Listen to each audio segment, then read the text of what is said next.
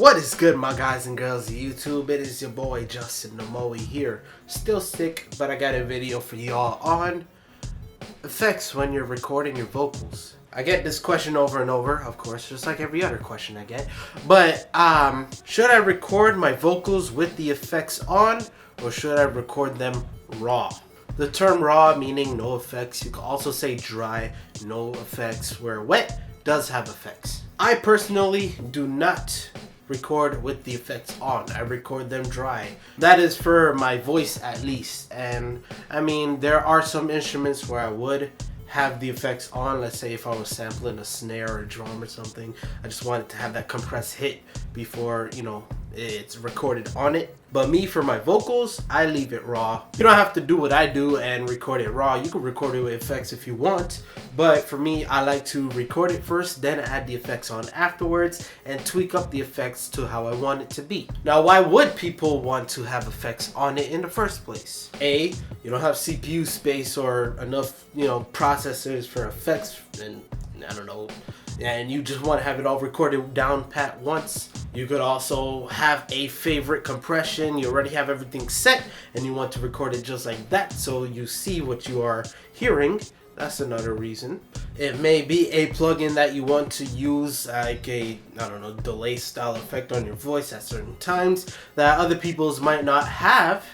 So, you have certain effects, certain plugins, and you could just put it on a WAV file instead of them having to have the plugin if they don't have it. That's all of the reasons I could really think about it, why you would put effects on while recording. But my question is, what if you record it and it was like the perfect take, but you just feel like the reverb's too much? You accidentally, bumped your hand on the reverb wet and it's like a little bit too high and you want to shrink it down. Whereas someone who did record the vocals without effects, they can easily just take the wet, move it down, you're good.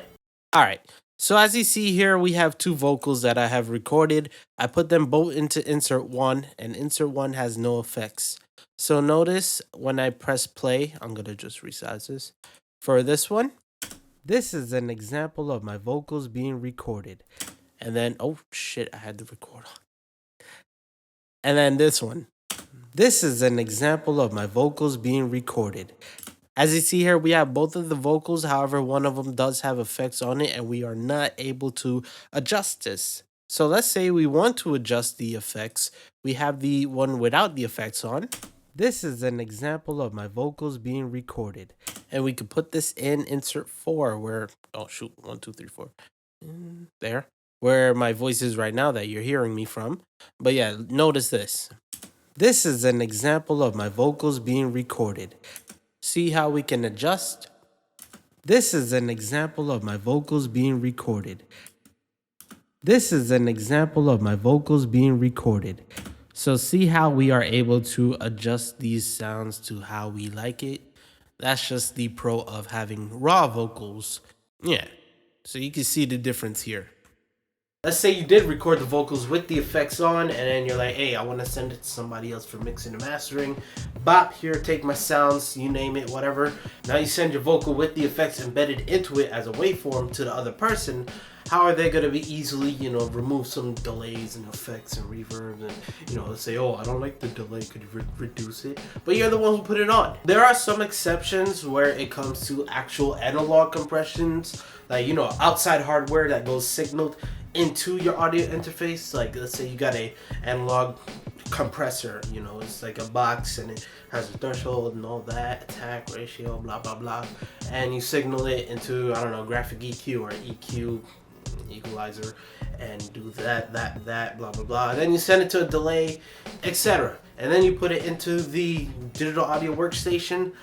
Yeah, I mean, you do get an analog sound, a different sound, but just know the effects again. The effects is not really gonna be interchangeable unless you have the original raw edited vocal, which you wouldn't have because you had everything routed into the record. All in all, in the end, it does depend on what you want to do, what instrument you record, etc. Alright guys and girls, hopefully you liked this video. Thumbs up the video if you did enjoy. Subscribe to your boy Justin Omoi right here if you want to see more. And I do have more channel links in the description. If you really love your boy Justin, you can go subscribe to them. You know, it's like my music, beat channel where you can buy beats, support your boy. Also gameplay channel. I think that's all I got. Alright, like I said, my name is Justin Omoi. And with that being said, peace. I'm out.